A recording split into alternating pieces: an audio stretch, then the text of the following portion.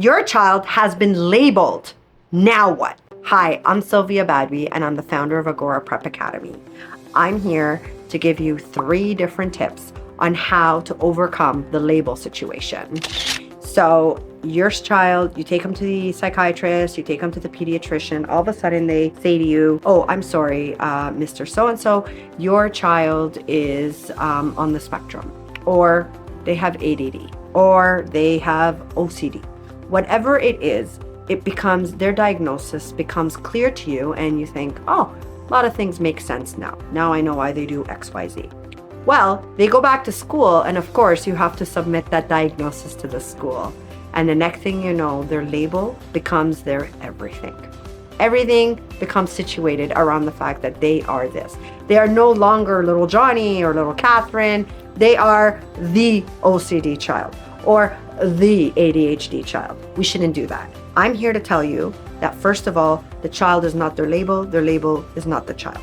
They are 2 separate things. The label just helps us to understand how the child thinks and how they behave and what are their tendencies. But it shouldn't impact what the child or how we see the child. Obviously, you know that, you're their parent, but even as educators, we tend to have a certain bias. We know that a child is ADD, that means they're gonna be jumping off the walls. Not necessarily.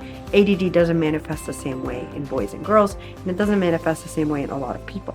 So we should let labels sort of not limit our children.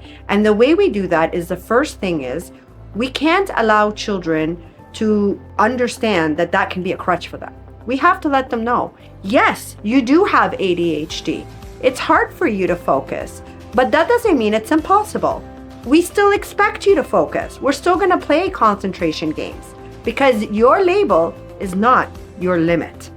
Your label just helps us understand. Make sure that you research and understand, let's say if it's ADHD, for example, I'm using as an example because I am ADHD, so I understand ADHD. So you look it up, you understand what comes easy to people with ADHD and what comes hard. And then what you can do is, through that understanding, help your child know what they're gonna be good at and what they need to work a little harder at. Nothing is impossible to learn, regardless of what you have. So that's the first thing, is do your research, because children are children are children. The second thing you need to do is work together with the school to develop an individualized education plan, IEP. This IEP should list all the things the child can do on their own and can do them well, and should list a bunch of accommodations that you agree upon. Whether it is a quiet corner for the child to decompress once in a while, a stepping board where they can go and step up and down for a bit, a punching bag, whatever it is that is required, the school works with the families in order to accommodate the child. So this IEP has to be a living document, it has to be dynamic, and as the child matures, they're going to change. What worked for them when they were 5 is not going to work with them when they're 10. They have different priorities now. They're talking about social immersions, looking around, they're starting to feel sort of different feelings. They're 10, they're becoming more socially aware. So their IEP has to be a living document that grows with them. And last but not least, never, ever, ever stop treating a child as a child, or a youth as a youth. Just because they are labeled or they have a diagnosis of any kind doesn't make them above the law.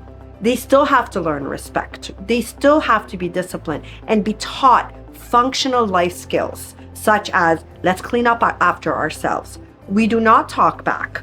We have to have respect for authority, for our country, for our duties, for our obligations, so that we can ensure that you are successful in the future.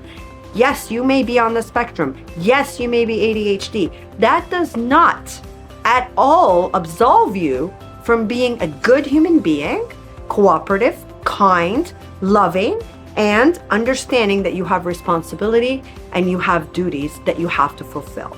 Sometimes we just give them that out. And I even hear students saying to me, oh, miss, but I'm ASD.